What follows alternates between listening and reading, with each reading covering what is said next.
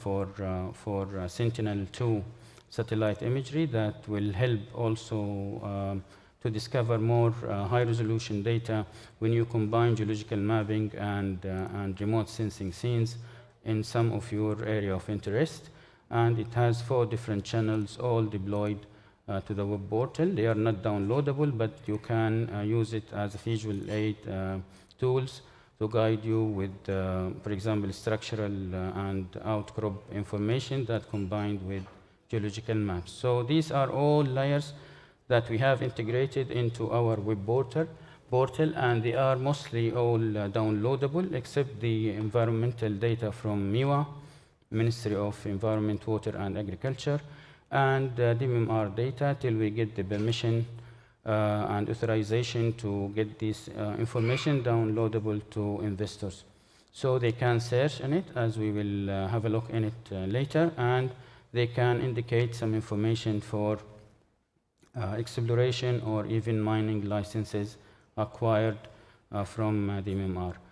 Here you can also browse all features, because we classified our surfaces into web map surfaces and web feature surfaces.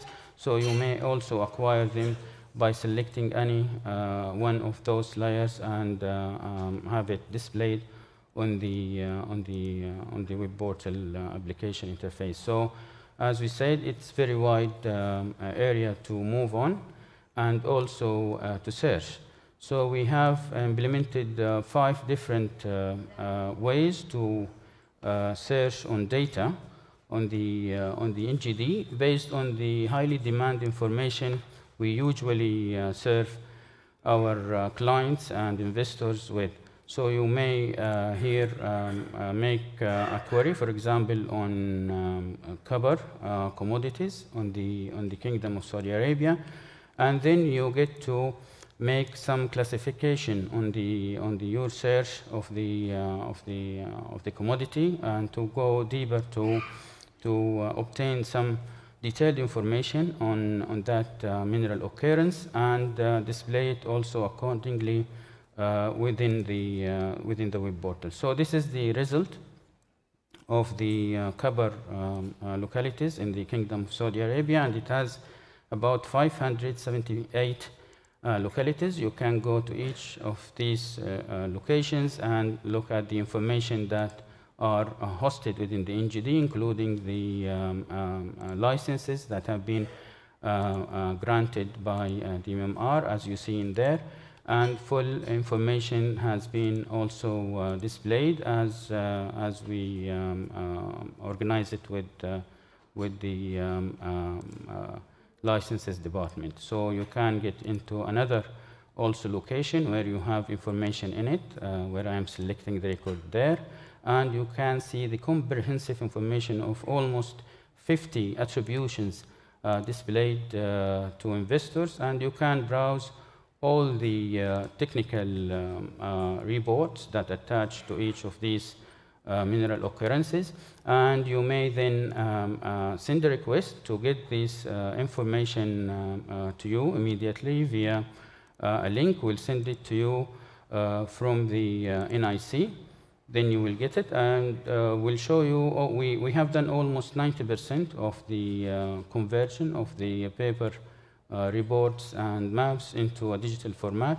So we'll get into some examples of the digital format GMs that we have prepared to you. This is the report itself. You can search through the report because it is completely converted throughout the OCR technology into a fully digitized report. So you will get it once you download data from the selected quadrangles, beside also a raster copy of the map that is attached with the GM report. So you have raster, vector data, and the report that have a comprehensive information on the selected geological map quadrangle. Also, you can, as we said, reduce the amount of information we display for copper to get only the medium importance location, which is here around 104 locations, and you can just get the information all surrounding area of the mineral occurrence in regard to the also the permit that has been granted to the location of the mineral occurrence. Also, we developed searching tool for geological mapping. So if we get into 1 to quarter million scale map, and we select one of the terrains, so we classified information that you may get from 1 to quarter million scale into lithological composition family group, unit name, lithological data, lithological complex, geological formation. We group them all based on the records indicated in the geological map database, and also terrains as well. If we get to a rain terrain, for example, then you will be abstract the rain area as a digital component, and then you will be able to download it instead of downloading the whole quadrangle or quadrangles that are come across the rain terrain, and just download it, submit your information to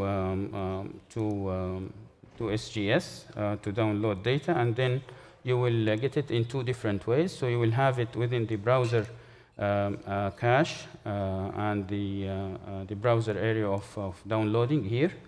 If you get into the browser downloads directory, you will have it, and you will have it also as an email sent to you in a link that you can download data from the NIC, where we host the information, and you can get it immediately downloadable from there. So I will download the data package in there and then open it, and easily you can just drag and drop the information that attach with the rain terrain. And beside this also we prepared the metadata that describe the geological mapping, including that terrain you are going to have.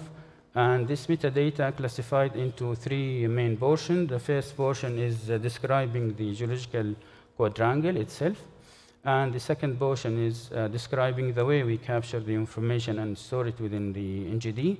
And the third portion is to describe the attribution that we store within the NGD for geological maps. So you will be then having also the privacy agreement, where you have to read and follow. All what we need is just to give the acknowledgement for SGS for having this information and use it in your scientific purposes and research.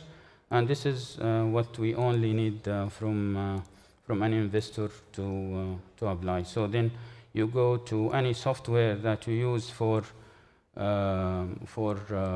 GIS, whether it is open platform GIS software or licensed one, and then you can get also to classify the information you downloaded from the NGD, and you can classify it based on your classification, and you get into each of these units and get the full comprehensive data on all geological data sets and structural information that goes along with this terrain. We reset the search, and we get into another area of search. Let us take the advanced tool, where you can use the geometry tools to, for example, to extract the mineral occurrences information within the select extent of view. So I have selected an area on the interface, and I want to search on all mineral occurrences that are existed within this area. And there we go. There we are. This is all the mineral occurrences that are selected, that are existed in the selected area. And we can go to each of these mineral occurrences, and then we get into also the fully attributed data, including the technical report that will be downloadable once you request it, and we get to know your identification will be sent to you via a link. and then you will be able to download it, including all the technical report and GM reports as well. And as you see here, we have different publishers, BRGM, USGS, and GM Maps. So this is another feature which is newly developed to the NGD. It was only the approach of downloading data per quadrangles. We made it more now customized to your need, so no need to download the entire information of your interest. You have just to focus on the area that you know you want and you know the information to be obtained from. And also we give you the ability to move and hover by mouse and changing the format of the geographic coordinates between decimal digits and degree, minute, second, as you see. So it is easy then to navigate any information and to indicate any location on the map.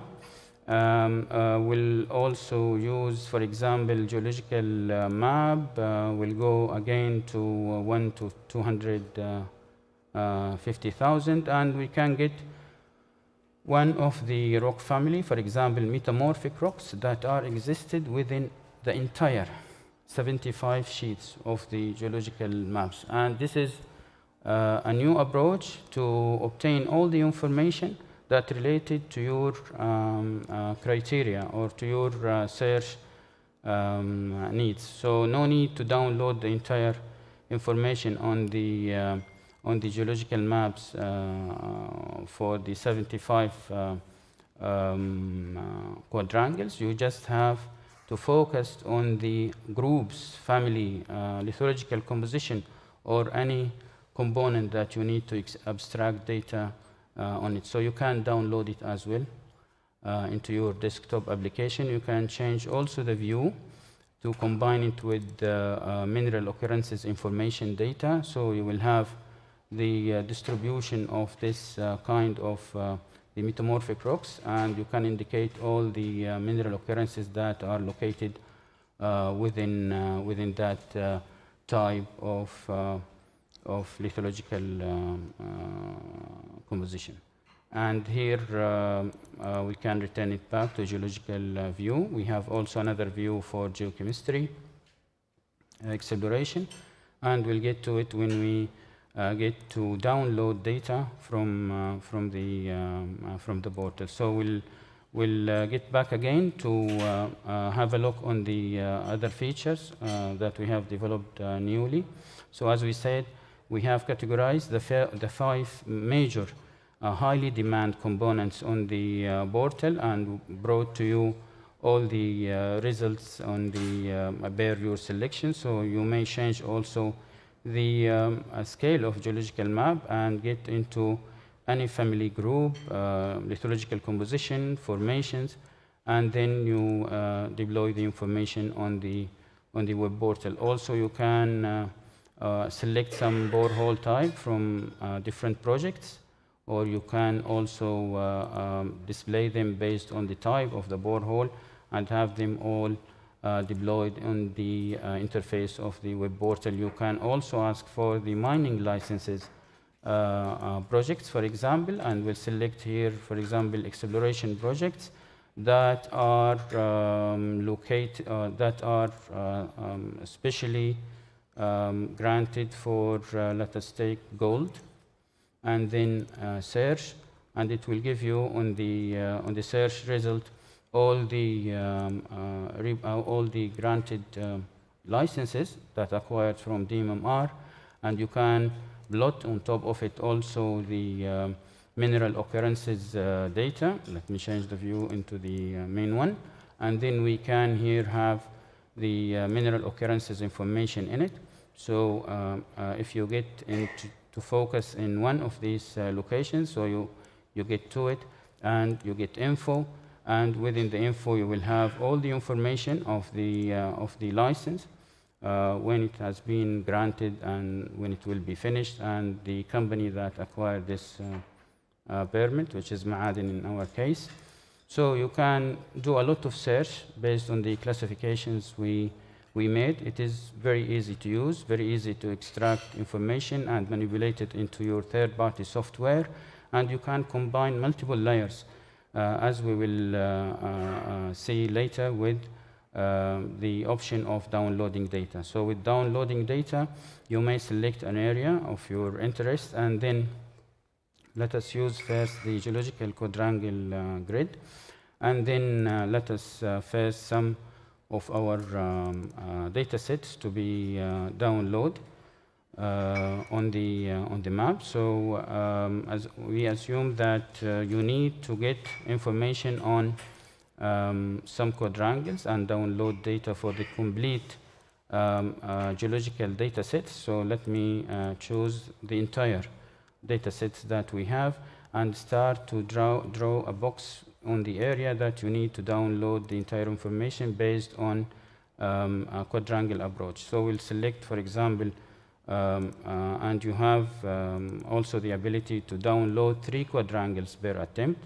So you feel free to select them all and then submit your request to download data. The information will be sent to you as a link to where you have to download the information into your desktop and then enjoy the rest of the journey exploring our data. And beside that, also we download with each data set the license for the privacy agreement that is dedicated in restricted mode for geological maps, geophysics, and all raster information, and open license source for positional data and locational information like mineral occurrence, surface sample, and borehole. Just be patient for seconds. You will get the link with all correspondent data sets that you will be then deployed into your software and manipulate the information based on your selection. So you will receive it in less than a minute. You will get it in your email, and within the email you will have the full information that is required to be downloaded into your desktop. So it's a multiple approach to download data. We made it very easy this time and customizable based on the highly demanded information that we usually receive from investors. And we integrate also, beside this, another option to search on Google. I am using public Wi-Fi, so it takes a little bit of time to send the email, but you will receive an email with the data package. It's something similar to this email. And within the email also, there we are. It is done now. So I will be receiving an email now with all data links to each of these data sets. And then we get into the email, just drag the information and store it. There we go. This is the email. So you have the entire information of your selection with multiple quadrangles and different data sets arrive to your email. So you feel free to open any of those data sets and then drag the information of the spatial components into your third-party software. And as we have done for a rain-terrain as an example, we can do it now for another data set. So I am now downloading another data set from to the browser. It will, again, because of the public internet, it shouldn't be slow like this if you use a very good bandwidth connection. But we are sharing the bandwidth with all attendees in the conference, so it will take a little bit of time, longer than expectation. So this is, as we said, this is the comprehensive report on the quadrangle that we have selected. And this is also the report based on one time on the topographic and the another one on the geological map. And we have also the agreement attached with the package beside the metadata description for the geological map quadrangle and the attribution that goes with geological map. And as we have done before with the rain-terrain data, you have the complete data set of the geological map that we have selected, and then you may categorize it again based on your choice and selection, and then apply the style with the comprehensive information that attached to each of the geological maps. And you can deploy on top of it other information in regards to mineral occurrences and boreholes and any locational data. So these are the two features. The main one is the download data, which can be used easily by quadrangle approach. And the other tool that we, as we said, newly developed, it allows you to make a simple search and extract the information and download it, as well as the advanced search using any of the spatial information data. And then we also added newly a tool to indicate a location where you want to be, for example, and you want to look at. So I added this location, and I want to get into that area. So if you get in there, you can also get an info on the all data sets that are existed in there. You may use degree, minute, second, or a decimal digits format to locate the information. Also, there is another tool to measure between different mineral occurrences or different locations on the map and calculate the total area of that or the distances between mineral occurrences. Let me take this example, and we usually use this tool to identify the observation points and the mineral occurrences points that are located nearby each other. So if I just grab the tool and get into to have the information on the distances between these three copper commodities and calculating the area that are located within these three commodities and the distances between each one of them, will be able to do it. We usually use it to identify the major mineral occurrence and also to attach the other observations to that major one. And also we developed a tool that can also here maximize and make zoom in for the extent view of your interest. If I get into, again, yeah, mineral occurrences are there.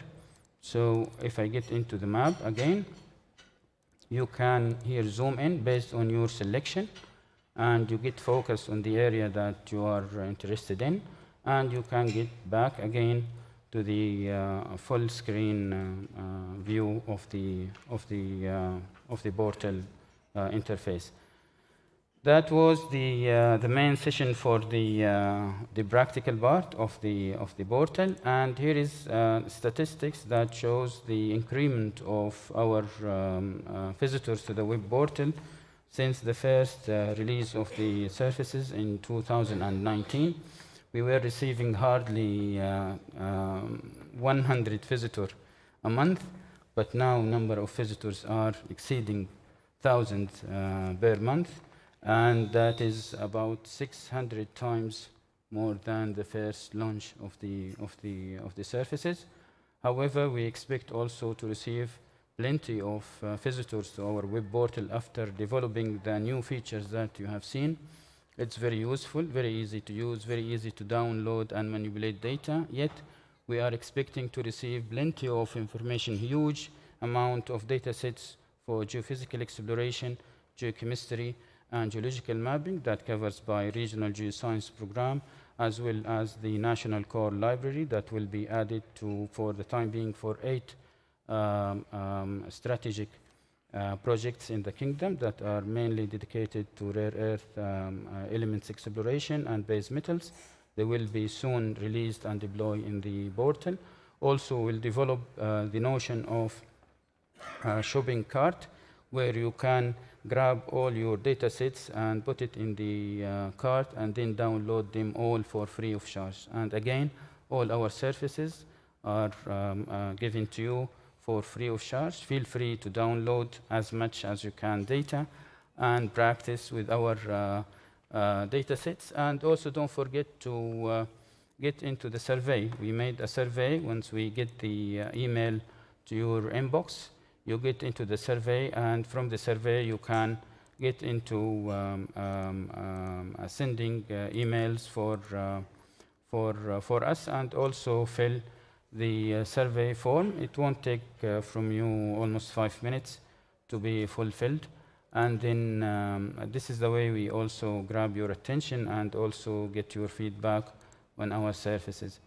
That was all on the. This is also another diagram showing the most extensive parts of the world that are downloading our data from different continents. So we are having almost all the continents contribute in downloading our data and browsing our information. For almost more than 10 terabytes of data have been downloaded within 1 year since we launched the services of downloading information in December 2021. I think I came to the end of the workshop, and I will be more than happy to receive your inquiries and also to invite you to visit us in our booth so you get more detailed information on the portal and new features in it. And thank you very much for your listening.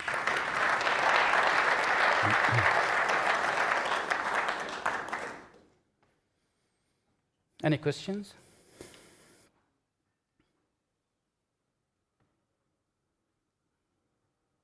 You need to repeat again. We will repeat it again in the booth because we have another session after. Yeah. Yes. So if somebody has any questions, or wants more information, are there contact emails perhaps on the NGD or in the email that they get that they can there is yeah, sure. There is a contact. You can reach it. It's NGD Webmaster, and it is tackled by myself and also my colleague Tamer Bakarman, and it is shown here in contact us. So you can send us an email on any of the entities or components that you want to clarify it. And also within the download data, we have a help video that show you how to download the information. The National Geological Database on the NGD. So it's almost 3 minutes, and it is very comprehensive, showing all the steps to have the digital data in your desktop. Thank you.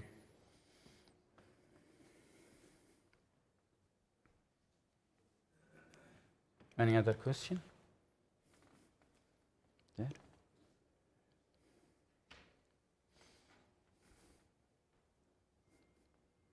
Thank you for your brief. If we, after downloading the data, and we would like to send somebody over the site, to visit the site to do a preliminary exploration work, how same can be arranged? Well, I think this arrangement is to be cooperated with the exploration department once you get the information downloaded, and then you can send a request to visit the site.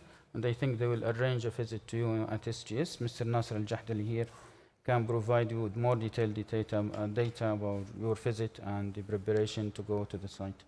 What is the accuracy level of your data? Well, the accuracy level. So for the legacy data, it has been all QA/QC'd by the previously 2 big foreign geological missions, the USGS and BRGM, and we converted all their paperwork into a digital format for GMs, and they are all accurate. And we didn't publish any information before we get into a series of checking the information, whether with the project leader or even with the cooperation of some organization to review our technical reports and data before being published.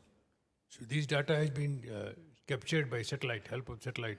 Well, most of the information captured on the ground for legacy data, but for nowadays we're using different technologies to integrate information from satellite imageries beside the field work and investigation that is conducted in different sites. So it's a combination newly used for SGS since the establishment of SGS since 2000.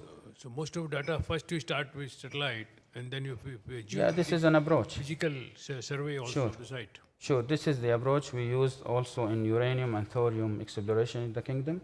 We have been working with CNNC in China, and we use first the satellite imageries to identify the mineralization and alteration paths on the host rock, and then they conduct geophysical data which reveals more extension of that information that wasn't revealed in the satellite imageries. So we have to conduct some ground surveys in order to be ensure about the extension of the outcrops and the mineral bearing formations and units. Mineral bearings, how you define that this is the chromium or this is a magnesite or this is Ukraine by physical Well, data? it depends on the satellite imageries that you use. So there are several types of satellite imageries, starting from high resolution satellite images and other satellite imageries types that are indicating the alteration, mineralization. So it depends on the target that you are looking for. So we have multiple libraries of the satellite imageries acquired from King Abdulaziz City for Science and Technology. Whenever we need to crop an area to be investigated, we acquire the information from them and they make it available, and then we do all the treatment and analytical information within SGS premises by our employees, by the Saudi citizen employee, and then we release the information based on the target that we are looking for. Thank you. Thank you. All right. Just one thing to mention here, Mustafa and his group, they did a great job, really. First of all, very good morning to all, and thank you, Mustafa, for sharing all of this with us. Mustafa and his group, they did a great job, honestly, to digitize all the legacy data which we have before, and now it's available. More than that, another team also, they scan and they all the core samples and they make it available. You can see it from anywhere around the globe. The idea here is just to make sure that all of those informations are available for the investors, and if there is any assistant or help, the team, they are available to support. There is also online dialogue with some of the team in SGS. They can be approached at any time to provide you with any information in addition to the email, which has been mentioned by, what's your name? By Mustafa. Yeah. Just to mention that for you, gentlemen. Thank you. Okay. I've got a question for you, Mustafa. It's nice to see you again. Yeah, nice Can to you meet tell us about Argus and Vibriosi's ocean bottom cables, seismic surveys, greater depth, now much more cost competitive, moving from the hydrocarbon industry and across into the mineral resources sector? I've got to interview the CEO this afternoon and I'd like some tips. Can you tell us just how feasible that is? We're seeing that technology being used in Australia now with Geoscience Australia. Yes. But I wasn't really across the extent to which the potential exists for a greater enhancement of understanding geological prospectivity, and particularly at depth. Yeah, good question.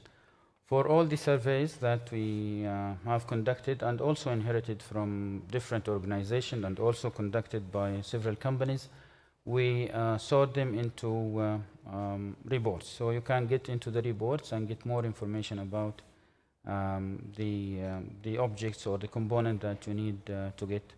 But these information are not published in our web portal. Only we publish the earth science data that are dedicated to mining purposes and also research. So I hope in future we integrate more layers of information that help in infrastructure and also other supportive information to the mining strategy.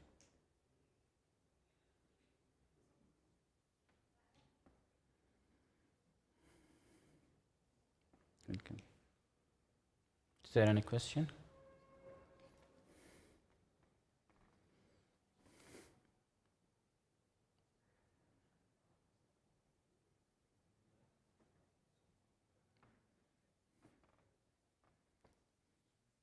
No questions?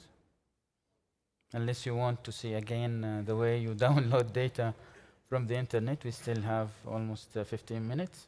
If you have any issue in downloading information based on quadrangle approach or even using the spatial selection tools, we still have time.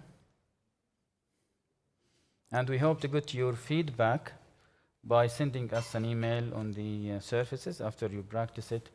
Drop us an email, and we want to grab your also attention on the new tools we have developed. We have spent almost 6 months developing this very easy tool to capture the information and download them all at once. So feel free to send us an email whether you have some services to be added within the NGD platform or just appreciating and motivating the team towards programming new tools in future. Thank you very much. Thanks a lot.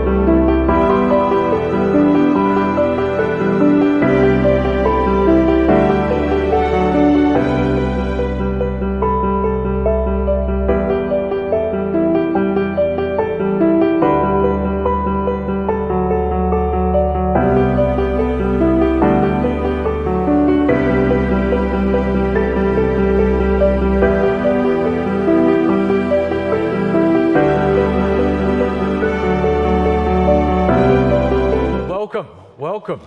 Yet probably our final session for many of us at this magnificent conference.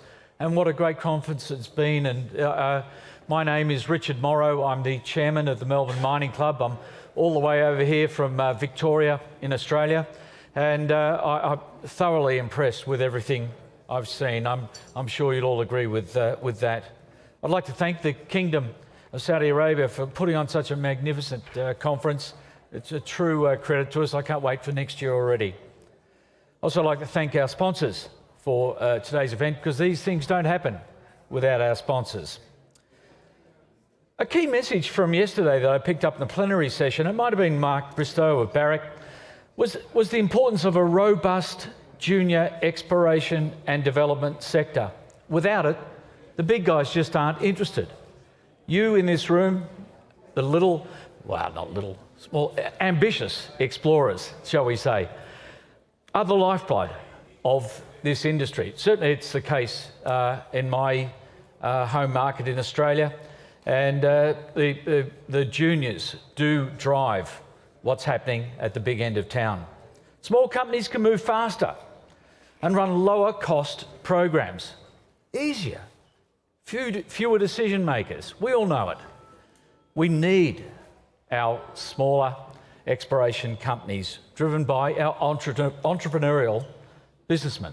Many of you in this room I see today. Today's session is all about exploration. It's the lifeblood of the industry. Let me tell you how it's going to work. And thank you for your patience in starting today. In a minute, we're going to hear from two companies who were successful in the first round of the exploration bidding. Next up, we'll have a presentation from Dalia Al-Zawad, a geophysicist with the Ministry of Industry, who will walk us through the bid process and tell us about the current round of 6, which is currently underway. I'm sure you're all aware of that. Might even see a couple of lucky winners in front of me here. At the end of Daria's presentation, the fun starts. Seated in this room, we have investors wanting to know more about the opportunity in the current round. And we also have companies who are interested in the very same thing. We're going to put you together, but we're going to do it quickly. We're going to have a speedy presentation session. You've got just 5 minutes to sit down, talk about, discuss what your projects are, then bang, we've got to move on to the next one. Speed presentations. And we'll have our wonderful staff here to help out, because, you know, things don't always move as quickly as we like to, but we'll get it done. We want to introduce people with opportunity to people who want to fund that opportunity. So, sounds exciting, doesn't it? It certainly does. Okay, so let's get this show on the road. And now it is my great pleasure to introduce our first speaker. Alan Davies is the CEO of Mochico Resources, who won the first ever permit last year. And of course, Alan's also brought along his chairman in there. We'll also hear from him as well. But you'll have to be on your best behaviour, Alan, you get the chairman here. So, as always. Thank you very much. Thanks very much, Richard. It's great to be here, but just a little bit of background on Mochico. We're our exploration development company. We specialise in taking either greenfields or brownfields exploration, taking it through the development curve and then operating it. We have taken properties in Zambia through to production, so we are a copper production. We're expanding to about 60,000 tonnes of copper cathode at the moment. So we have been looking around the world in what we would call the investable shields, looking for opportunities in that area. Of course, the shield here has always been of interest and has been through various sort of political moves over the decades, but we're very enthusiastic about the Kingdom of Saudi Arabia and what they were putting together in terms of what was actually a very clear structure of bidding. Anyone who's been involved with this area knew about the Kanagia deposit, which was the first bid sort of off the blocks, and we developed an interest in that. We spent quite a lot of time when the bid documents came out, trying to understand the process and the way that the kingdom put the process together and the ministry put the process together. We were very refreshed with, because it was actually extremely clear. The bid criteria were clear, the expectations were clear, the grading and the scores were clear, but then the process was clear as well. And of course it ended with what is a bonus bid process, which of course when you go through the mathematics of reverse auctions, you knew you would have to do quite a bit of work to understand what is the affordability, depending on the grade, the greenfields or brownfields part of the deposit. So we did quite a lot of work preparing for the bid. We did a lot of work on our documents and of course the technical side. The social side, which is extremely important, which is graded very highly in the bid criteria. And our project director Dion here spent quite a long time pulling that together with our, we used some consultants to help on the plan as well. We made it through the rounds. We developed an excellent relationship with our partner Ajlan and Brothers, who I'd say is a fantastic partner for us here in the Kingdom. And we were very prepared to go into the final bidding round. So KAICC, the final bids were 255 million riyal, so it was a proper investment up front, and we've got a proper investment plan, and we intend to move very quickly into finalising the studies that we promised and into construction.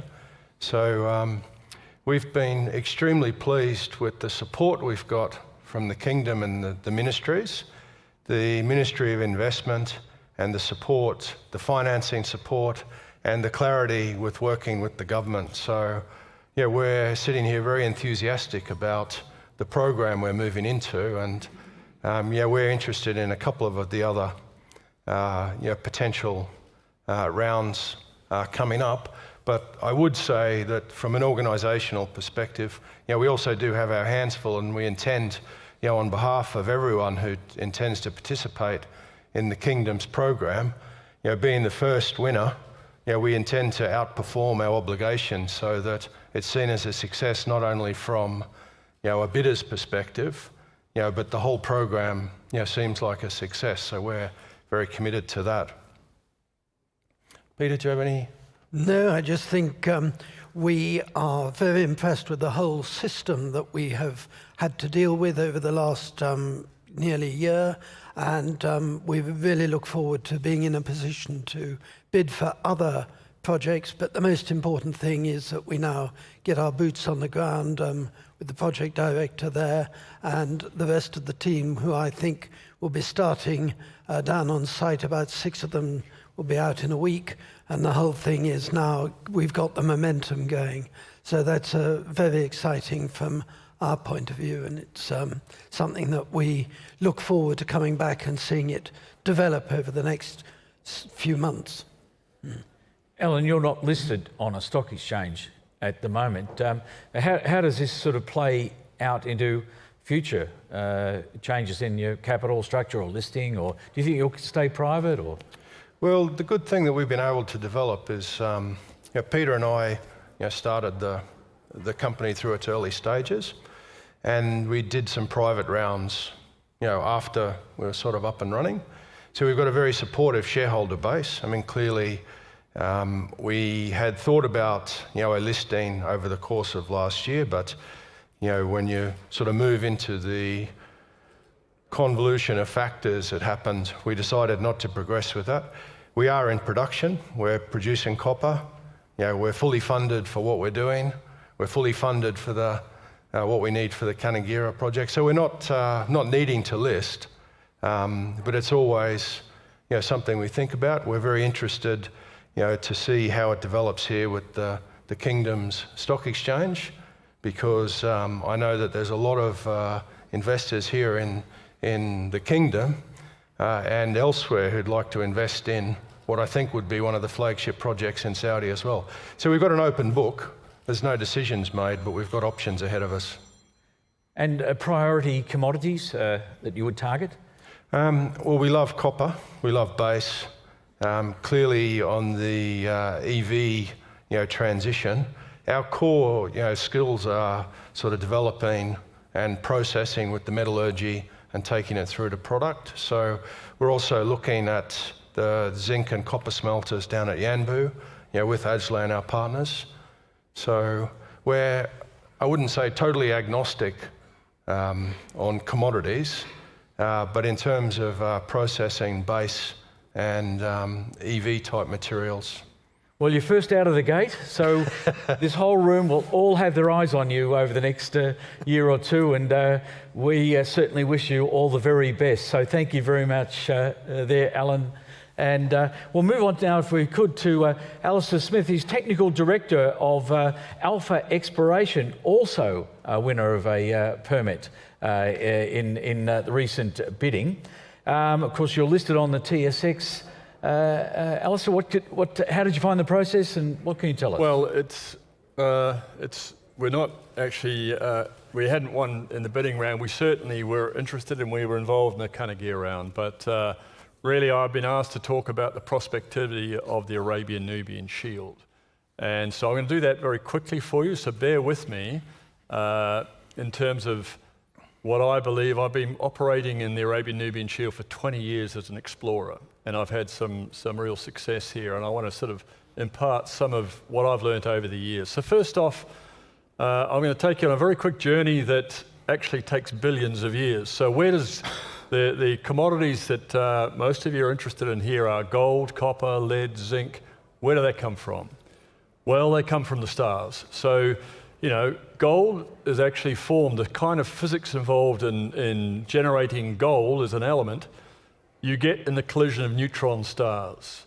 And that's where it all happens. And then things like the heavy elements like copper and zinc and so forth, that's in the heart of supernova explosions.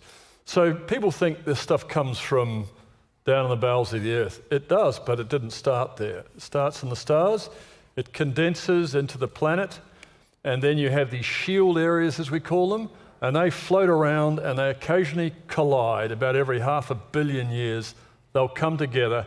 Now that's where the magic happens, okay? So these collision points where you have subduction and heating up, and then you have hot spots coming up, you have volcanoes.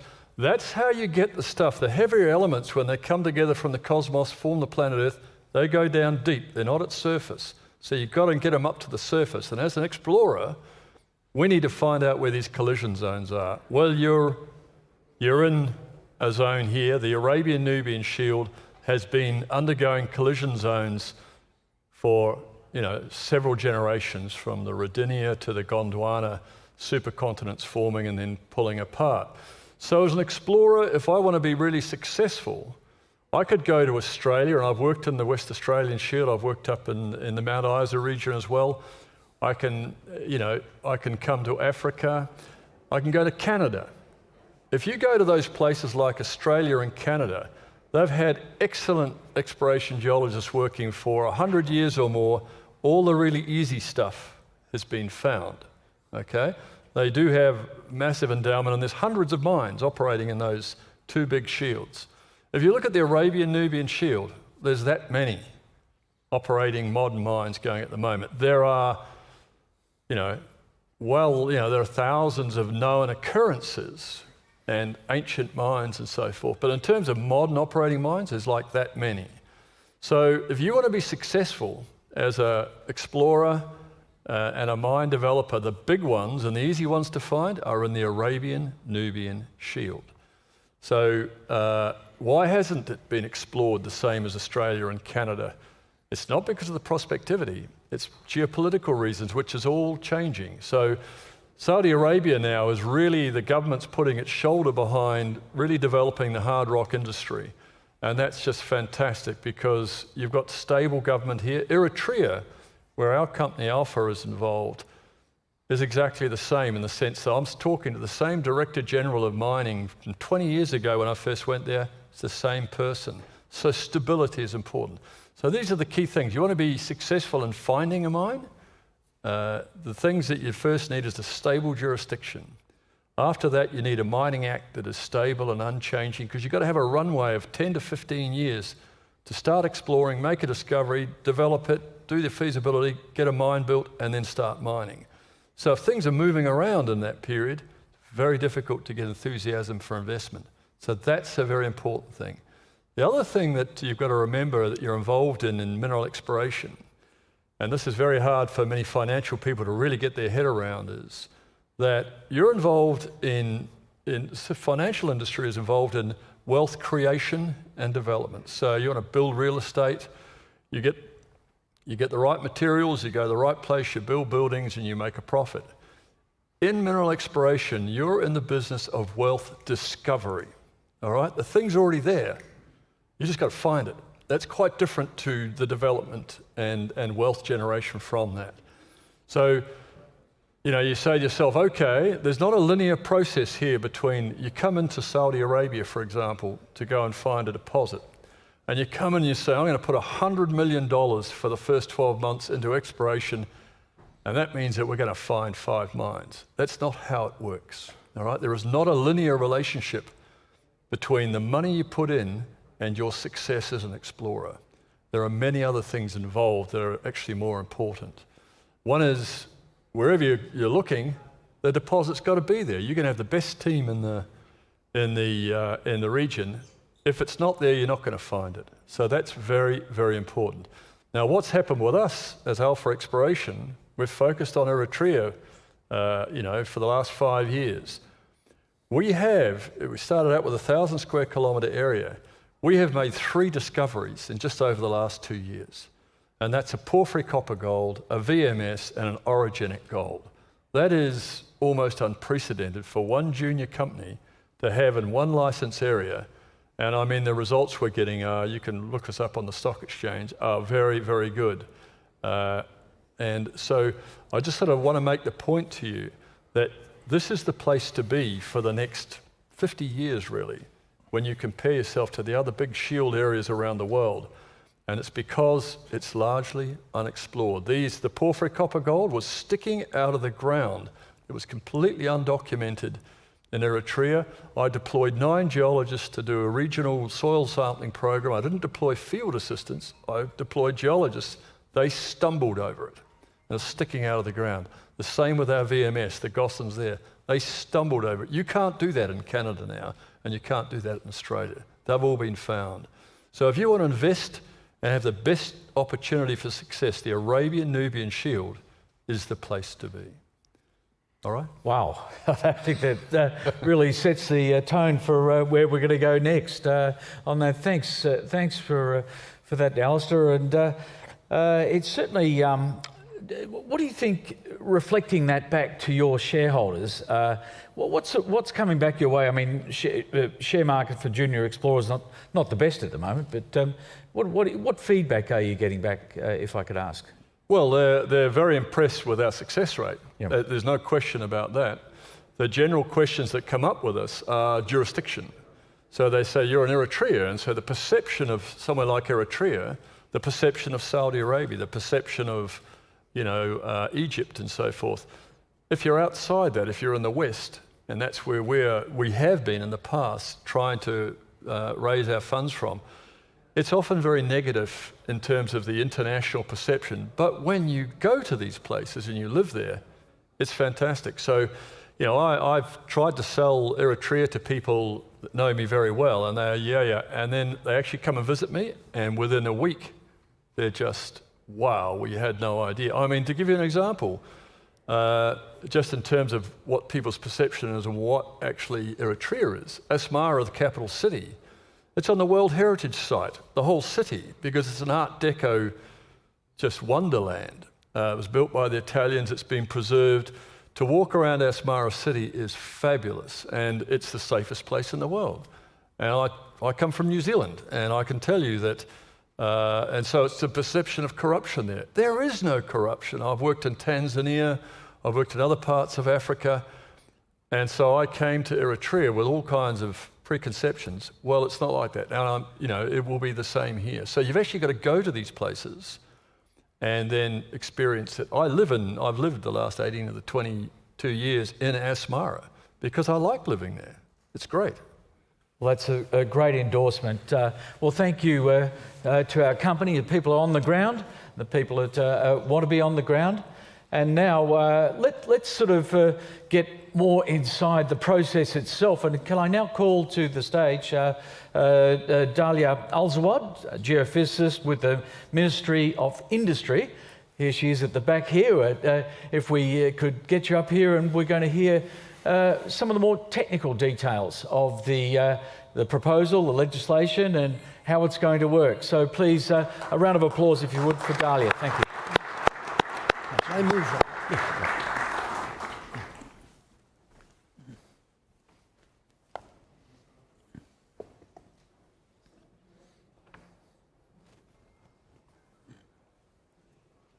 I'll just wait for the presentation to pop up. Yes, perfect. All right, good afternoon, everybody. Thank you for joining our session today.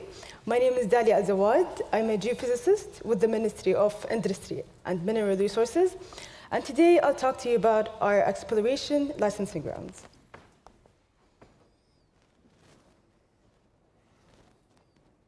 We'll start the presentation with the objectives of the Saudi mining licensing grounds.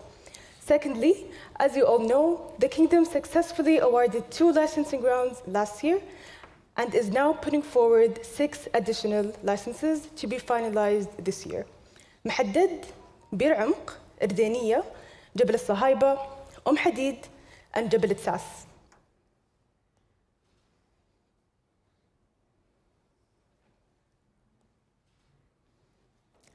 To ensure the Kingdom's true commitment to an open and transparent mining sector, a licensing ground process is launched for additional exploration sites. Our objectives are, first, we want to make sure that we allow for distinctive investments in Saudi. Second, we want to increase exploration spending and discoveries in the country. Third is to provide mineral resources to value chains of national industries. Lastly, is to attract the best mining companies from a performance, economic, and social return perspective.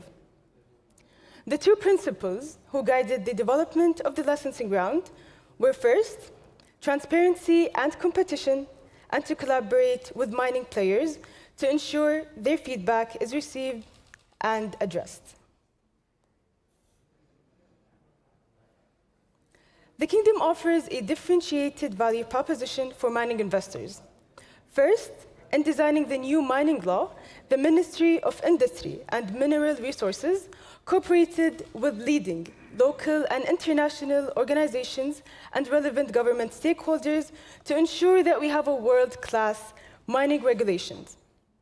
As an example of some key features in our new mining investment law, it allows 100% foreign ownership, exclusive right to convert an exploration license into a mining license. Moreover, the Saudi fiscal regime is one of the most competitive globally, with 20% income tax and 2% average royalties for most minerals, as well as royalty fees exemptions to miners for the first 5 years of the license. As you all know, Saudi Arabia has a fixed exchange rate, 3.75 Saudi Arabian riyals for US dollar. And in addition, we have a stable and a competitive energy supply, not to mention our robust infrastructure network. And I'm proud to say that Saudi Arabia is a G20 country. We play a critical role in creating an enabling environment for inclusive global growth and development. Lastly, co-funding up to 70% of CapEx through the Saudi Industrial Development Fund.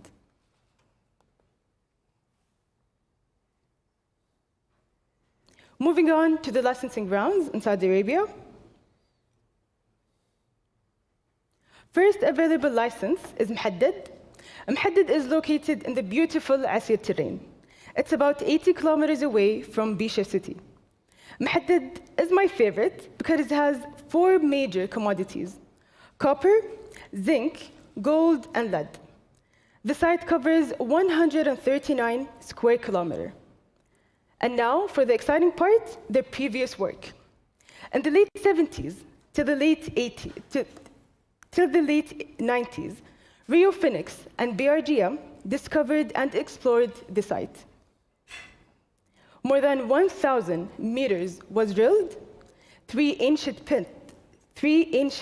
pits of the east-west zone were discovered. A pre-visibility study was made by BRGM in the center of the license area. In 2022, 3D geomodeling was made by SGS and SRK. Furthermore, 11.2 kilometers of IP and resistivity lines and 248 channel samplings were completed. And to give you more information, diamond drill holes intersected at 1.31 meters intervals that contains 0.9% of copper, 24.1% of zinc, and 0.88 ppm of gold at 82 meters.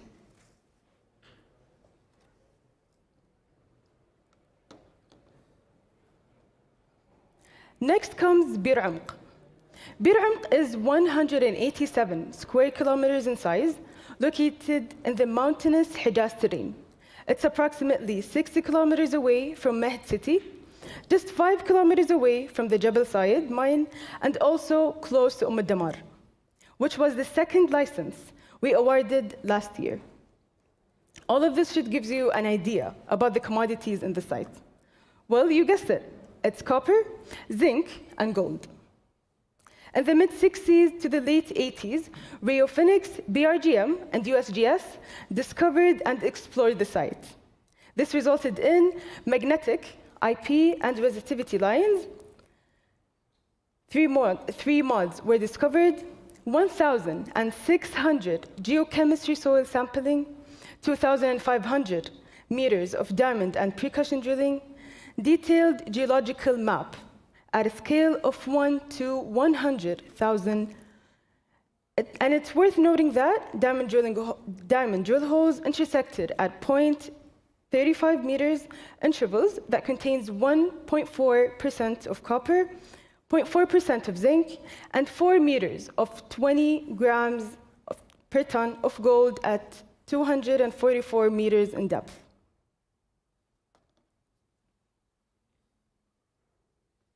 Al-Irdiniya, a 75 square kilometer zinc and silver deposit, which is located in the Ad-Dawadmi terrain, not too far from our first successful auction site, Dakhnegiya, which was awarded to Mashiko and Adran, which we just heard from in the panel discussion.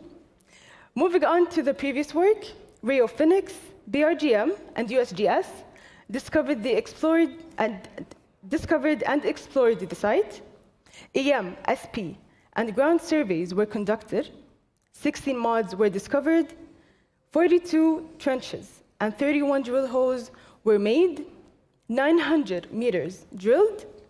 And the most exciting part is that Rio Phoenix reported a resource of the mineralization beneath the main Gosan of 2.7 million tons at 2.76% of zinc and 20 grams per ton of silver.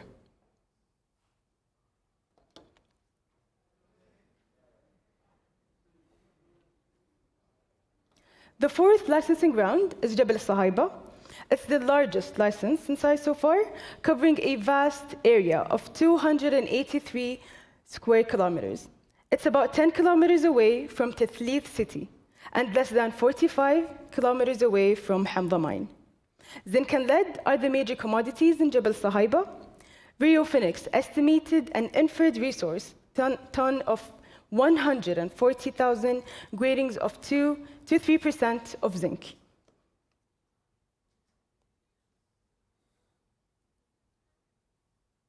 Hadid. Hadid is located in the Afif terrain, about 170 kilometers away from Ligwaiya city. The site is 246 square kilometers in size. It has silver and lead as major commodities, zinc and copper as minor commodities. And from 71 to 86, Rio Phoenix and BRGM discovered and explored the site. 5 mods were discovered, SP surveys was conducted, 1,350 meters of diamond drilling was done, 9 go sand sites within 30 degrees, 250 samples were collected. BRGM estimated a resource of 5,000 ton grading at 10 ounces of silver.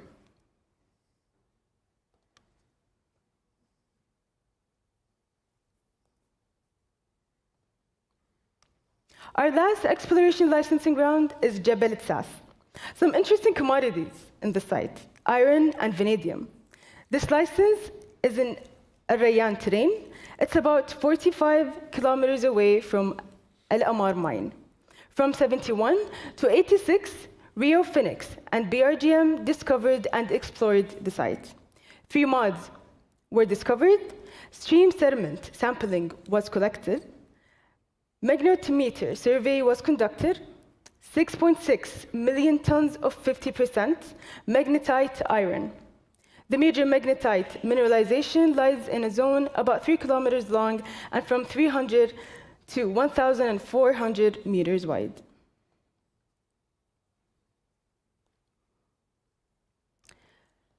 Let's move on to our proposed auction design.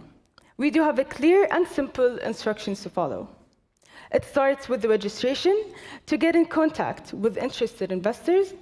The second step is the pre-qualification stage, which is to identify qualified bidders who meet baseline qualification criteria, followed by the proposal stage to identify the top bidder based on technical criteria. And lastly, the awarding stage, which is selecting the winning bidder.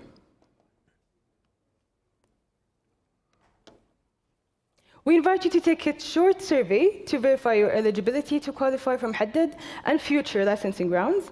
We basically have 2 main requirements.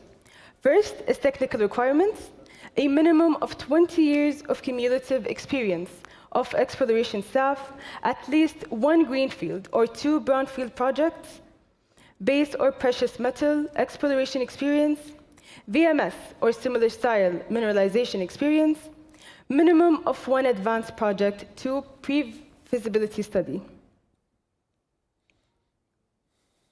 The second main requirement is financial requirements.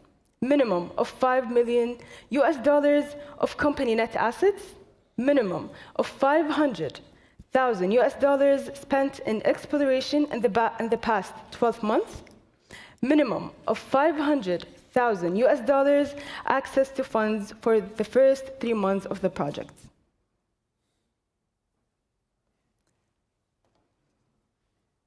Thank you so much for your time.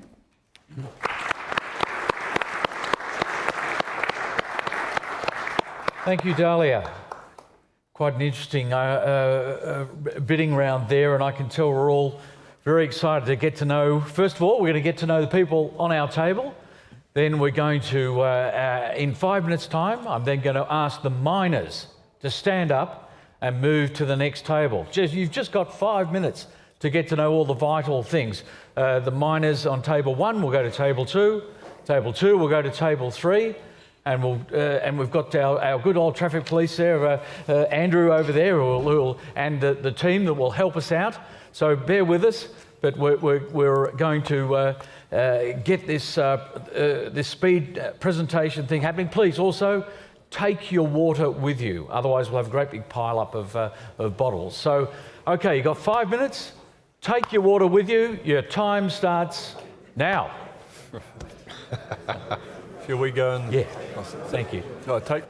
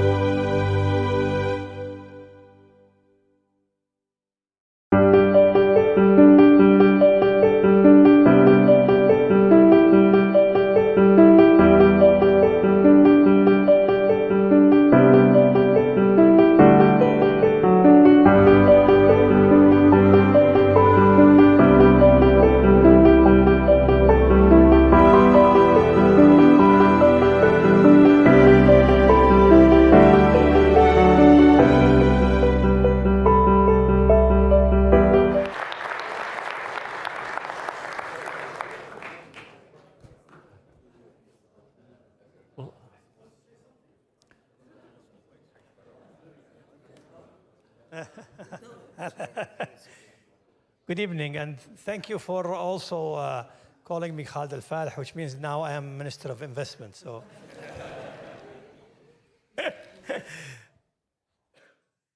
you guys, you are in the best business. You are having the fun business, which is, you know, having to make deals and discuss business and do ventures and make money. This was what I used to do before I was a minister. So seeing you doing it, you know, I'm jealous. But I wish you all the best. And I hope we created the right platform that you can be here, find partners, and make friendship and discuss challenges, find solutions. Our job is to create an atmosphere where people can meet, build trust, build relation, and at the end of the day, definitely make business. And I tell all my fellow ministers and delegates from other countries, this platform is not for Saudi Arabia. So we will be even very happy if a business deal takes place here, but it's done somewhere else, as long as we contributed to the region in one way or another. So I thank you for being with us, and I wish you all the best in whatever you're discussing. Be fair, okay, win-win. So, and enjoy it. Thank you. See you next year.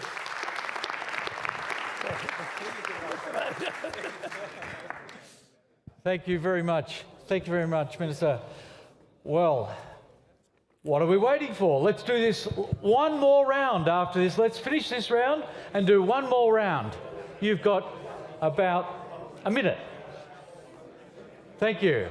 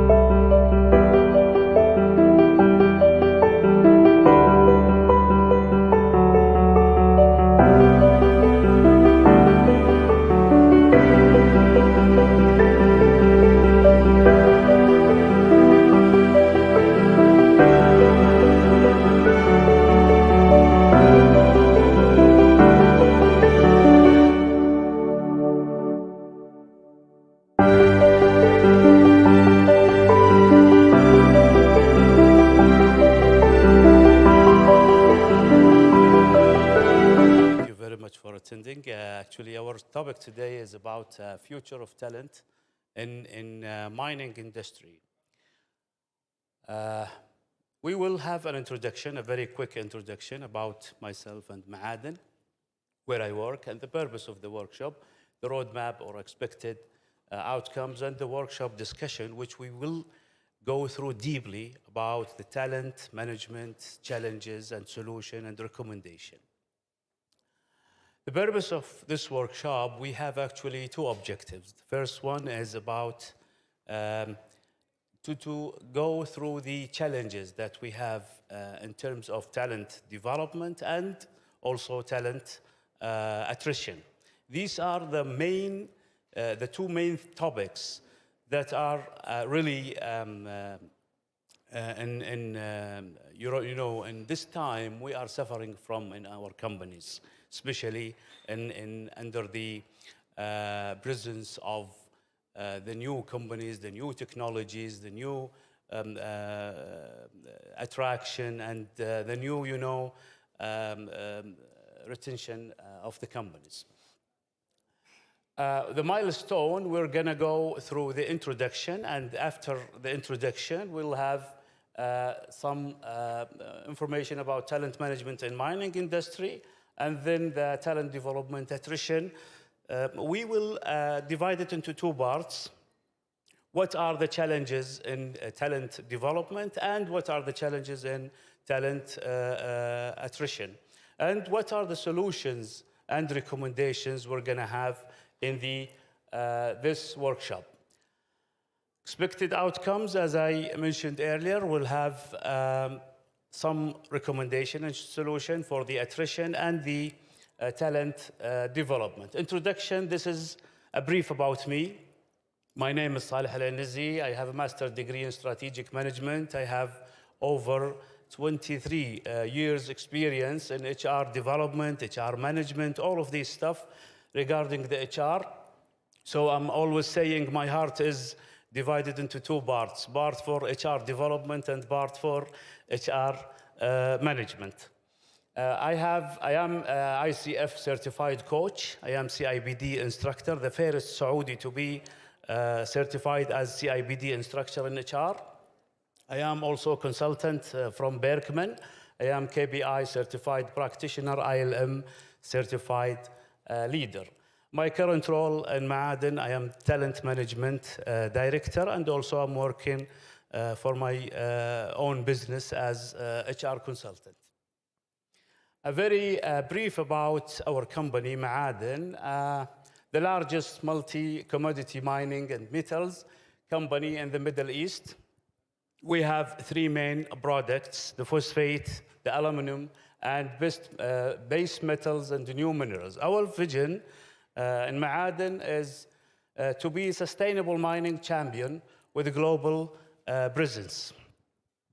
Our mission is to lead the development of the mining industry in Saudi Arabia by maximizing the value of the mineral resources while developing to be a Saudi global mining. Mining industry, and we have here in our workshop today the mining industry, the talent management perspective in mining industry. What is the mining industry? What does it mean? What is the definition? What is the purpose of having mining industry in our world? And what is the benefit of the mining industry on the economy? The definition is very easy. It's the metals, minerals, mining industry. The activities involved is locating, excavating, and processing metals, minerals, and other geological resources that are needed in the company. We have 5 types of mining industry: oil and gas, gold mining, coal mining, metal ore mining, and non-metallic mineral mining, and support activities of the mining. Mining impact on the economy, actually, when I prepared for this workshop, I come across a very recent studies regarding the mining industries on the economy, the impact of it. It has a very good impact on the jobs and opportunities. It has a very good impact on the local services and infrastructure, social impact management, revenues, sustainable supply of energy, and finally, where I find a McKinsey study regarding the technology-driven practice, where McKinsey estimates that 13 years from now, after 13 years, the age of smart mining achieved through autonomous mining using data analysis and digital technology like artificial intelligence will save between 290 billion to 390 billion. These are some statistics about the mining industry. The most important thing is 98,000 private mining companies. 3,000 of them are publicly listed mining companies. Now, we come to the talent part of mining industry. And let me direct this question to you. Do we really care about our talent in the mining industry? Ask yourself this question. This is the first thing we need to know, actually.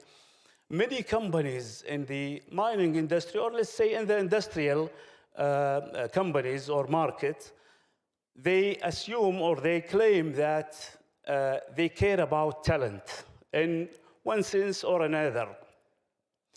The issue in caring about our people is, are we really giving them the required skills, the required, let's say, knowledge? Are we taking them from one place to another in terms of skill set? Are we giving them something that really serve us as organization? All of these questions, we're going to answer them, inshallah, in the next slide. By the way, this is a real let's say, break for some workers in skyscraper in USA. Talent management in mining industry. What is the main role of talent management? We have three main roles for the talent management in mining industry. And also, how does it differ from one industry to another? We're going to answer these two questions. Actually, we have three main parts of talent management in all companies in all the world: obtain, maintain, and retain. Okay, obtain meaning to attract, or let's say to recruit the best candidate, the best fit candidate. And number two is to maintain. And maintaining, if we double click on maintaining, we will know about the development of our talent. And this is the most important part of our workshop today. The last one is retain. And by the way, it's a chain. If you obtain the right people and you maintain them, develop them in the right way, you will eventually, automatically, let's say, retain them. Talent identification. Now, let's say, how does it differ from one company to another? I think all of you are employees in your companies, right? Okay, let's take some participation from your side. My question is very easy. How do you identify your talent in your company? Let's say, take one or two answers. If you have a mic, please. Anyone? Again, the question is, how do you identify your talent? How do you know that you have a good quality of talent? Yes, please. You mean in my team or myself? No, in your team, let's say. I think ambitions. Ambitious. Yes. This is very good, actually, word to catch. Ambitious. Okay. Any other? How do you identify your talent, please? Yes, Mohammed. My talent will encourage our team working with us. If I have a good quality educated team, our target will guide with us to increase our competence. Very good. It depends your team of work. Very good. Thank you very much. Any other? So Mohammed highlights the quality of their performance. This is very good, important point. Any other point? Yes, please, here. I think it will be a person who give you a value in the market. Oh, this is the most important thing in the talent. Someone who gives you the value in the market or to add value in your business. What about the career management? Now, we answered this question already. What is your career management strategy? In career management, we are talking about succession planning. We're talking about preparing people for their current role and for next role. And also, we're talking about paths. In Ma'aden, we have the best practice talent management, where we have two paths, leadership and technical. Some people who are interested to be future leader, we have a special program for them. And some other people who are not interested to be leaders, they want to be subject matter expert, which we call SME. They have their own, let's say, career path or line. So we divided them into two parts, leadership and technical path. For leadership, we have a special program for them, special development program. For the technical, also, we have different program for them. What's the classification of paths? In Ma'aden, we have something called 3+1. Have you heard about it in leadership? 3+1, this is the most recent, let's say, classification or segmentation of the leadership development journey. We have 3 categories of leaders plus 1. The 3 categories is the, let's say, front line manager and the middle management and the senior management. Again, frontline managers, those who are, let's say, supervisor, superintendents, and middle management, like what? Managers, okay? And we have senior leadership, which is director, senior director, and above. +1, who can guess what is +1? What is 1? Exactly, the executive program. Okay, so in Ma'aden, we have a special program for the 3 and another different program for the 1. Why do we do this? Why do you think we do this in Ma'aden? Yes, please.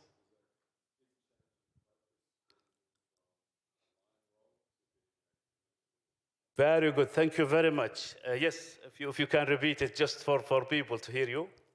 It's typical in management roles to be focused on the work of that particular role, but when you move into an executive position, you become much more commercial.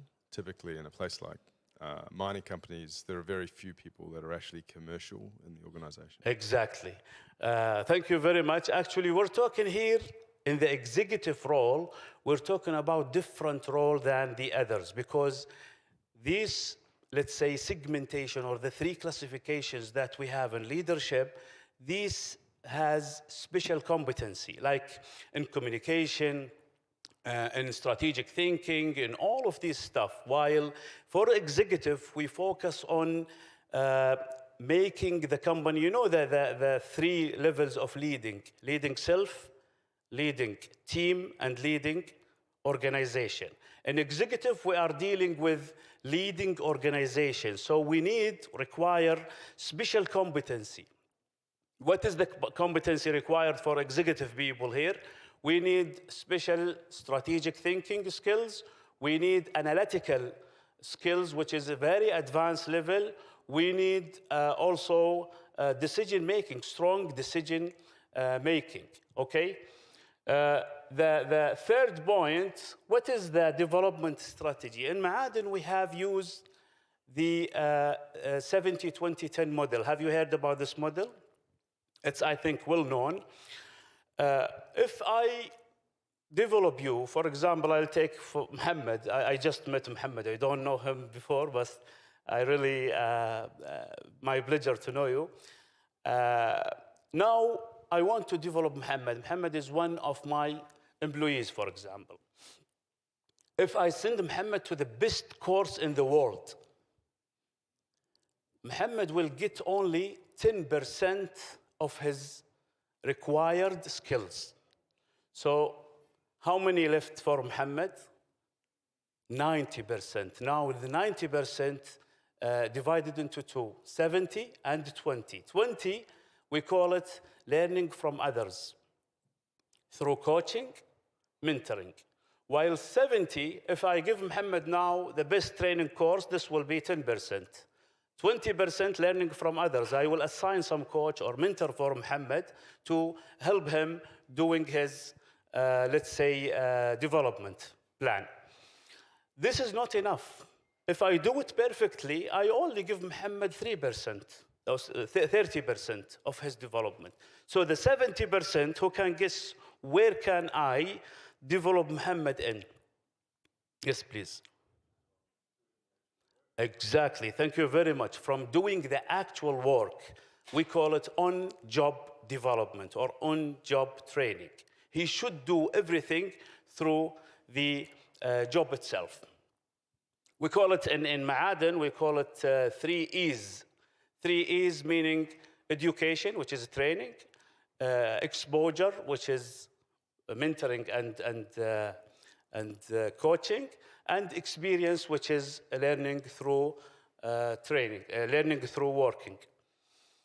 And also our planning strategy. After that, we plan for this employee. We put, or let's say, design the IDB. The IDB has 70, 20, 10 for every employee in our company. We have also used some tools in the career management. We recently, in Ma'aden, did assessment for about 1,000 people. Assessment will assess your, let's say, ability to do your current job and your readiness for future role. And also we have 360. Have you heard about 360? Have you applied 360 in your companies? Actually, to be honest with you, 360 is the most difficult assessment in the world to be applied perfectly. Why? 360 means if I have, for example, let's say Turkey is a director. 360 means I'm gonna assess Turkey, his subordinate, those who falls under his management in the structure, and his peers, those who work in the same level with Turkey, and also his boss, his line manager. This is why we call it 360 degrees. 360 degrees. Why is it difficult? Why do you think it's difficult? Waiting for your answer. Yes, please.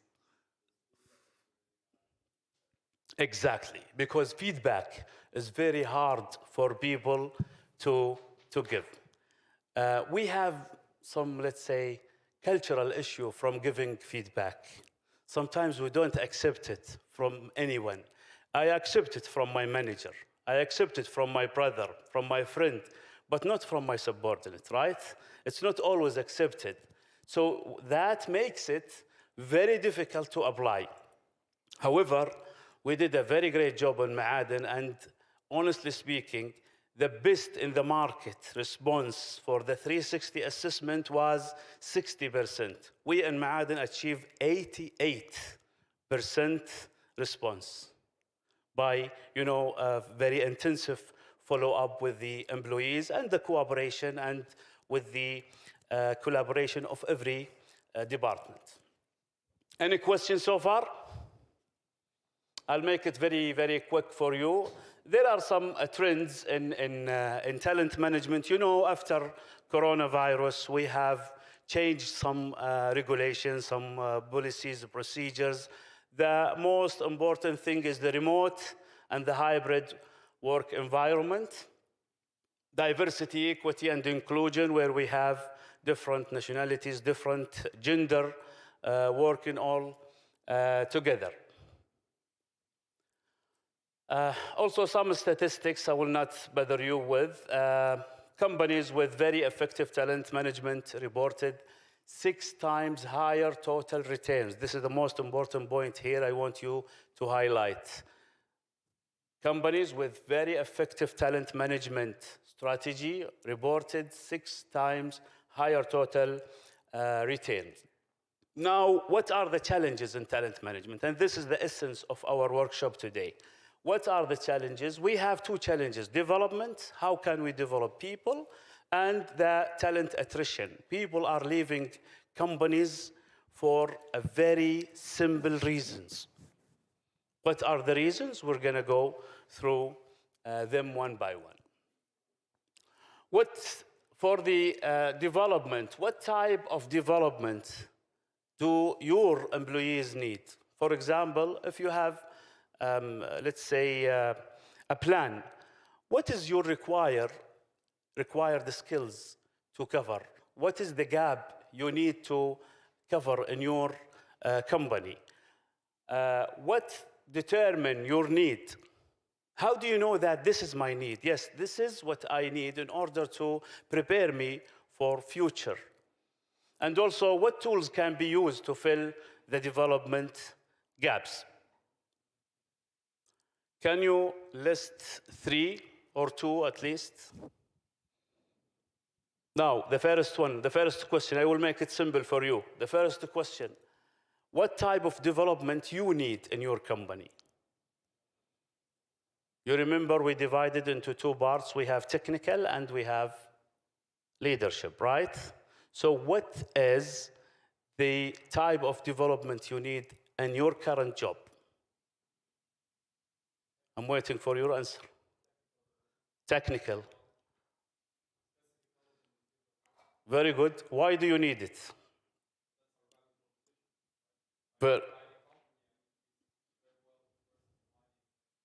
Exactly. Okay, very good. Thank you very much. Another answer? What type of development you need? Any other answer?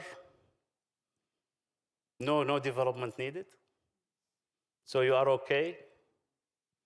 Huh? Everybody needs development, huh? Perfect, okay. Okay. The attrition, this is the most actually hectic problem that we have in our market, especially in our, let's say, Saudi Arabia market. Why is the attrition? What's the reason of the attrition? Job offer? Very good. Yes, the market is so hot. You have to compete with it. Exactly. And how can I compete with the market? How can I retain my people? How can I protect the company to have the best, let's say, talent to stay in the company, not to go, not to leave?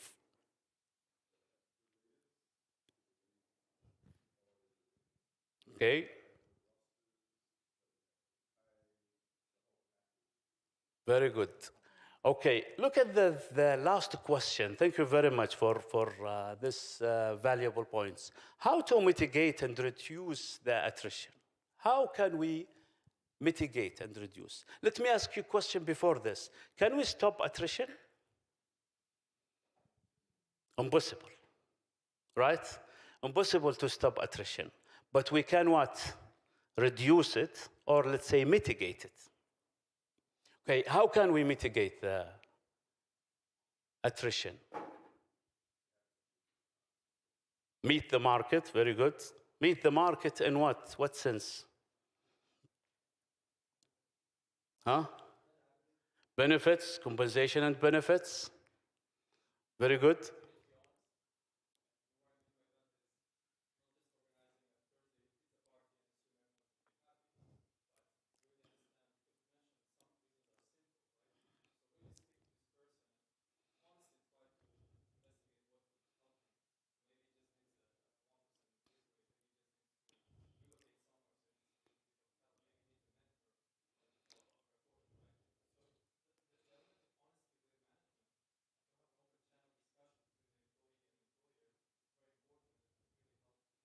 Thank you very much. Actually, you touched a very important point that we have here.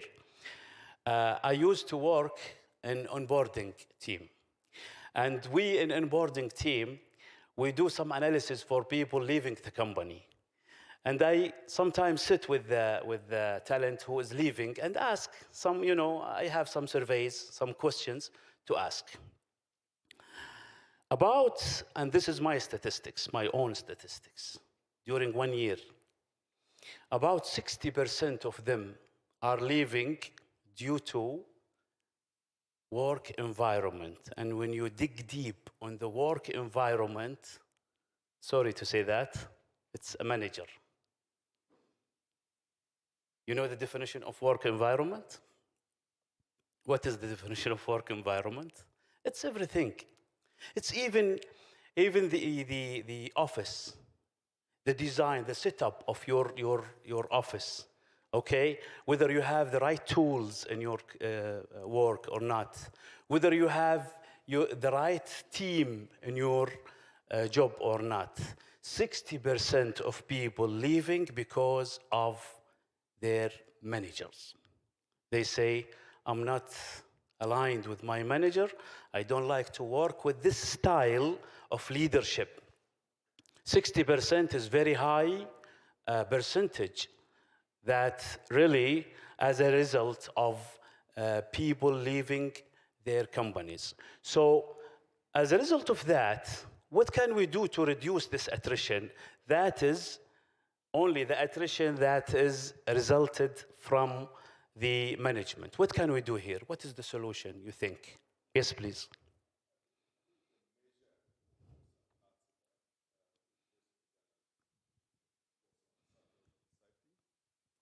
So I think a lot of psychological safety, the definition of that I'm not going to get into, but some people don't feel safe to talk, as you were describing before, about some of the problems they've got. And most problems, in my experience, can be resolved if they're understood. Exactly.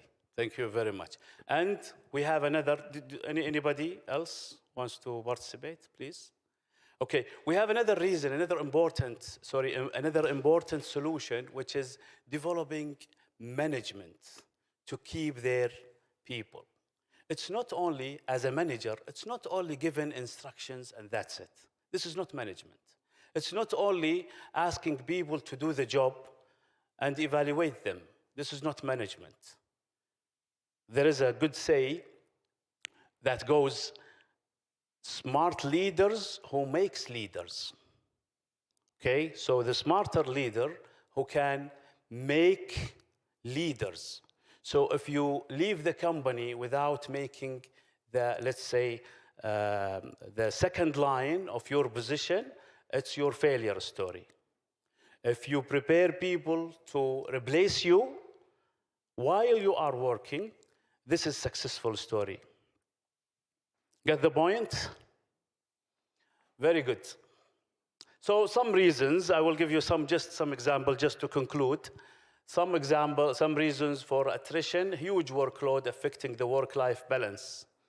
Sometimes people, the working hours is 8 hours a day, right? Plus 1 hour for a break, it's 9 hours. People are working for 16 hours a day. Is this healthy?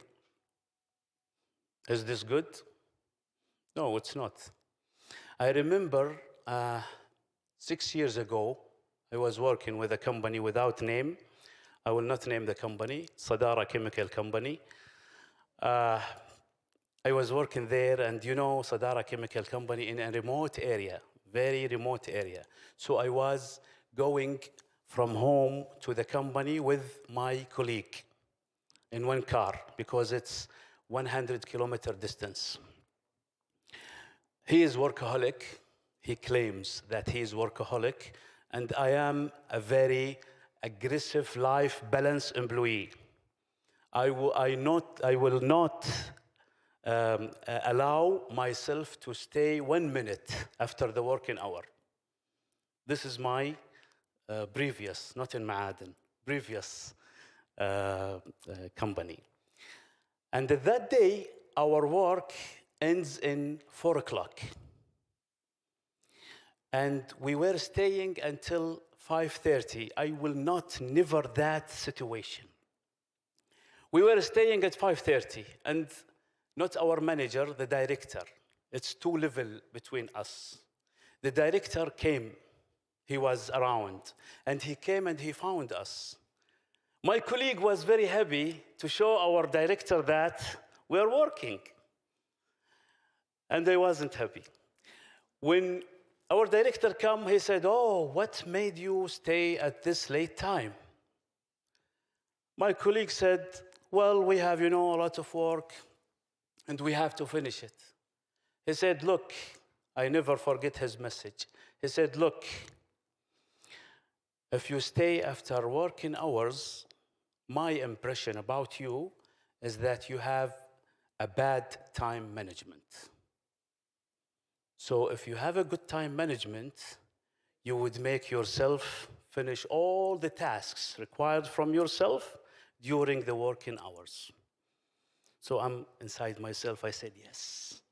Just to tell my colleague that this is the life, the work-life balance. Yes, we are working to live, but not living to work. We are working to live. We have family to let's say, feed, but we have family to sit with. We have family to have, let's say, fun time with. It's not only working. Life is full of enjoyable things. We don't have to just say, okay, I'm gonna fill in these working hours in order to impress my management. There is no reason to spend 9 hours just working and then spend another 4 to 5 hours a day for another working. No. Even sometimes I don't allow myself to receive calls after the working hours. This was in the past, but now it's different. Okay, very good. Boredom also. Stagnated career growth or very slow career growth. Yes, please. 5 minutes, okay. Lack of recognition, autocratic and opinionated management, as we said, some management style that is not good with people. Lack or low level of health insurance, desire to switch the jobs. Talent development solutions, very quickly. We have learning management system. We have knowledge transfer, people who can transfer knowledge from one generation to another, from one, let's say, level to another. Development strategy, the 3 E's that we are talking about, and evaluation mechanism, like are our development plans are okay or not? What are the solutions to attrition? For attrition, to reduce, let's say, the attrition, clear career path. If people knows, or if the talent knows where is he heading, where is he going, this is enough for him to stay, right? But if I don't know, what will I do or what will I be in next year? This will create some ambiguity that will make me think of leaving the company. Also, effective communication between the company or between the management, the line management, and the, let's say, the talent itself. Employee engagement. Some people spend years, they are not engaged with the management. They don't know why is this decision made. They don't know why is this plan has given to them. They don't know anything about it. So the clarity, the transparency, all of these stuff, we need it from management. Also, competitive rewarding system, as my brother here mentioned. A general recommendation also: ensure great alignment between business strategy and the talent goals. Involve experienced HR leaders and consultants for careful job planning and forecasting. Focus on employee branding to attract potential employees. Select high candidates with suitable skills. As they say, the main gatekeeper is the recruitment, because if they recruit well, they will handle the performance well. Also here, set up employee mentoring and coaching program. Everybody developed needs someone to coach him, someone to direct him, someone to orient him, someone to tell him what to do and what not to do. Create a rewarding system, communicate effectively at all levels, automate common and manual talent management processes, use talent management software. Any question? Yes, please, go ahead.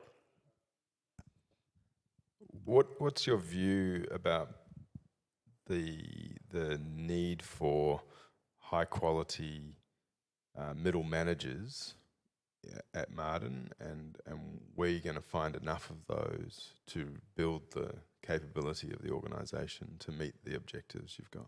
Very good. Thank you very much. This is a very good question. Actually, in Marden, we have done a very good plan for first attracting the most fit people, and also to improve or develop our current middle management, let's say, people. We have a special program for them, and we apply aggressively. We apply 70-20-10, where they can, we have, for example, I will give you one example. I'm a middle manager. They give me a training course in, let's say, teamwork or building a team. And then my manager asked me to build a team, okay, according to what I have learned. I have some model from, let's say, McKinsey, Gartner, all of this stuff. Then I apply what I have learned building this team. And then he has some evaluation through 3 months, let's say, having monitored my performance during this months. What I'm doing here in this 3 months, I'm building the team, but is it enough to build a team and that's it? Khalas, take the team and okay, set a plan and give them the objectives, the KPIs, the target, and give it to them and okay, you can work. No, this is not the leadership. My manager watched me through the 3 months, every month sit with me and check my progress, where I'm standing and what I'm doing and what are the challenges that I'm doing. Here, sometimes some managers, they give piece of advice, they give orientation, they give. Some other managers, they say, no, I would say, this is your challenge, but show me how you can handle it. You get the point? So we have two types of, let's say, coaching. First one, tell you the road, show you the road, and let you go the road. The other one, tell you, okay, this is your challenge. You tell me, what can you do? And let me know how can you solve it. Okay, did I answer your question?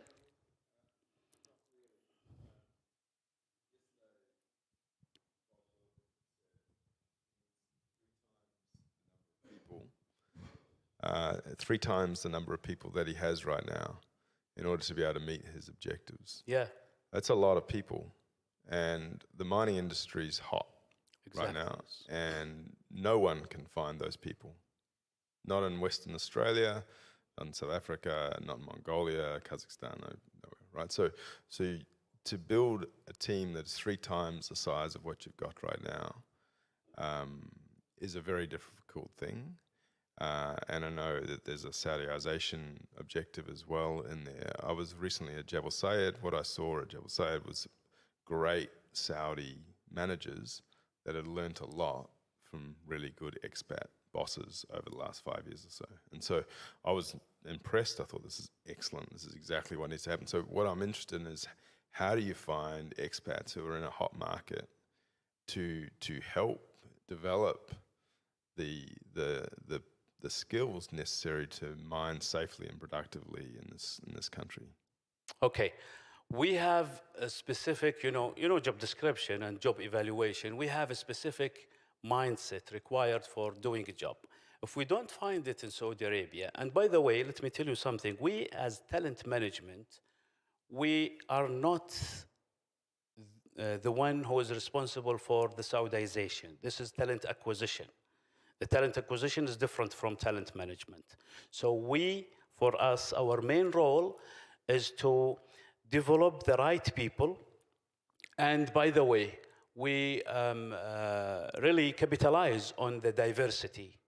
Saudis, non-Saudis, we have this point as a very beneficial point. We take it as a beneficial point for us.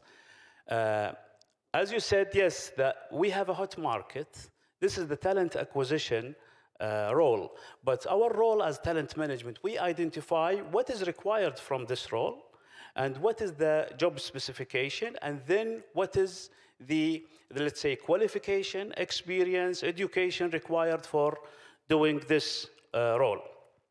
If we don't find it internally, for sure, we can go externally. And this is, yes, you are right, our company strategy is to triple the current number. We are now about 7,000. We are tripling this number in 15 years' time. Okay, any other question? Yes, please.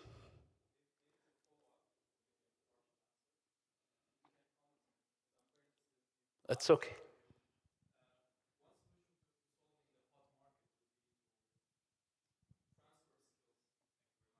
To transfer skills, right? I don't look for a mechanical engineer. I'm looking for somebody who can do this task for me, right? So that I can get somebody who used to work, I don't know, real estate, for instance. I'm just imagining here. He has the perfect mentality that can fit in our work environment and culture, but he also has the transferable skills that I can bring into Ma'aden, data analysis or project management, PMP, et cetera, right? So when we don't have the talents within this organization or within this mining industry, let's go outside the box and find somebody from outside there, right? And with this thought in mind, how open is Ma'aden to hiring skills and not job titles? Very good. Actually, this is very good comment. By the way, in talent acquisition and recruitment, when we recruit people, if we select them, they will join us. If we don't select them, they will be in a pool that will be referred to in the future. So once you apply for a job and you don't have a luck to join us, you will be considered for future opportunities. So this is our strategy, actually, in Ma'aden. Any other question? Yeah, please, Mohammed.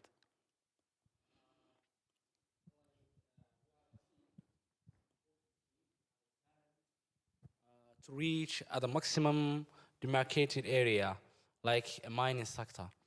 There is a challenge. The challenge comes from external and internal.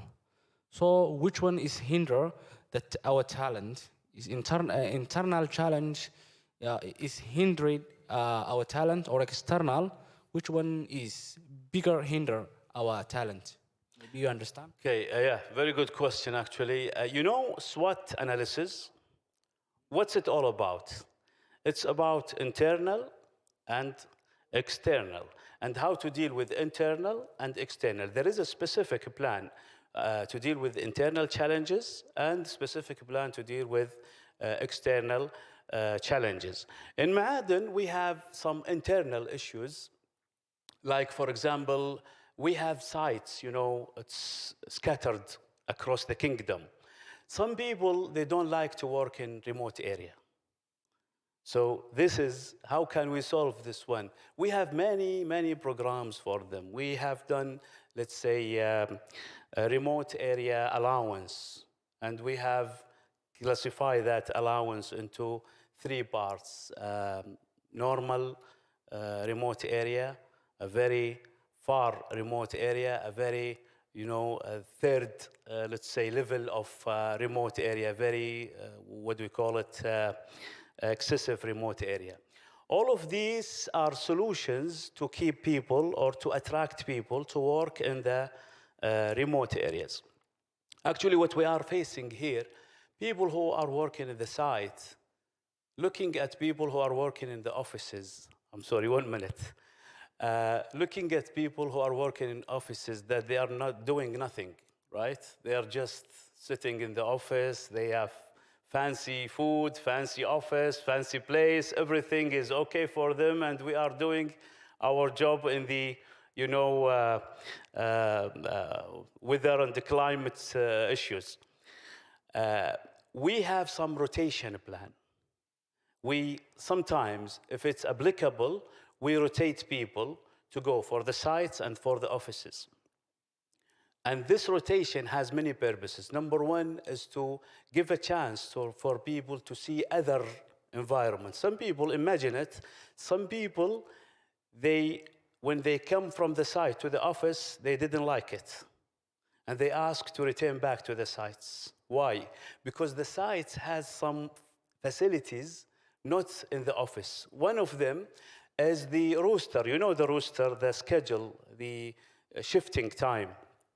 So sometimes we have 8 and 7 days, 8 off and 7 days working. Some people like this. When they come to the office, they have to come every day. So they don't like it because it's not, let's say, suitable for their lifestyle, which they used to for many years. Okay, we have a lot of solutions, but Catherine now is indicating the time. Okay, last question, please.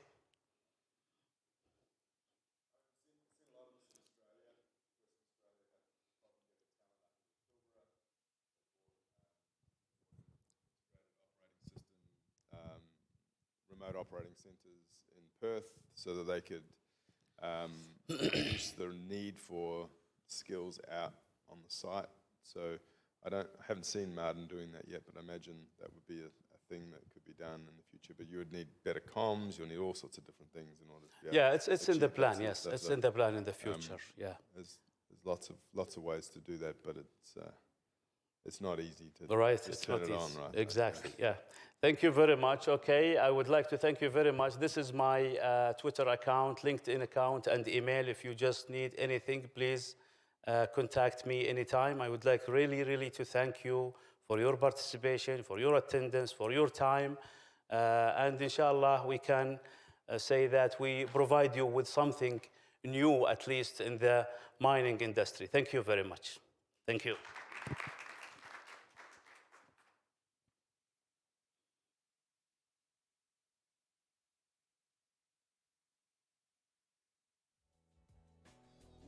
Thank you.